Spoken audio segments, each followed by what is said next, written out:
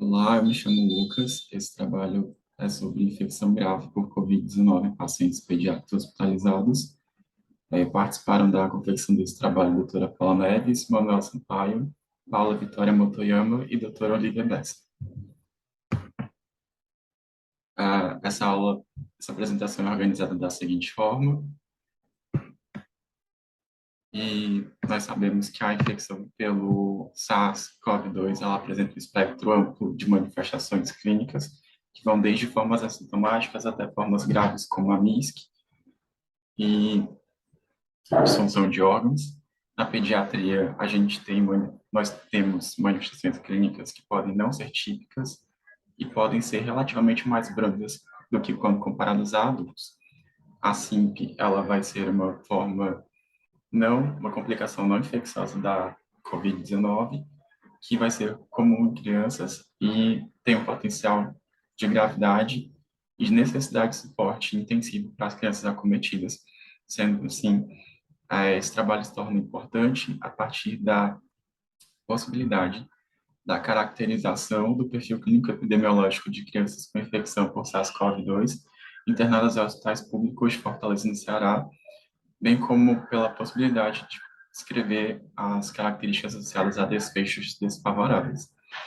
Esse estudo foi realizado como um corte retrospectivo. Nós temos uma amostra de 202 crianças que estavam internadas no IAS e no SOPAI. A conformação laboratorial aconteceu em todos os pacientes.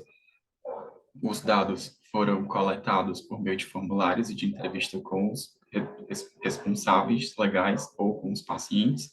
Esse estudo foi aprovado no Comitê de Ética sob o número abaixo.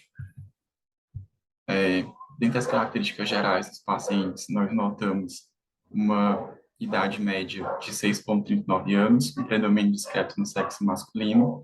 Chama a atenção que na amostra estudada, 25,7% dos pacientes tiveram contato com SARS-CoV-2 na internação hospitalar e que 36,3% dos pacientes eram portadores de condição crônica complexa e a maior parte, 73,8%, apresentavam comorbidades. Dentre os sinais sintomas relatados, a febre foi o sintoma sistêmico mais comumente associado, cefaleia foi o sintoma neurológico mais presente na população e taquicardia o sintoma cardiovascular mais comum. Dentre os sintomas respiratórios, houve um predomínio de tosse, dispneia e taquipneia, náuseas, vômitos, dor abdominal e diarreia foram os sintomas gastrointestinais mais comuns e rache e conjuntivite foram os sintomas cutâneos mais comumente observados.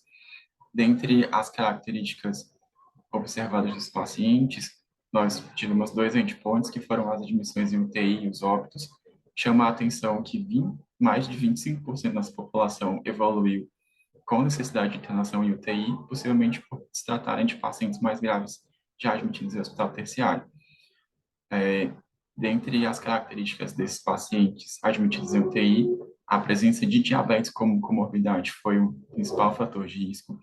E quanto à evolução para óbito, observamos que o paciente ser portador de uma condição crônica complexa, fazer uso de medicações contínuas ou ser portador de imunodeficiência apresentou associação com risco de morte.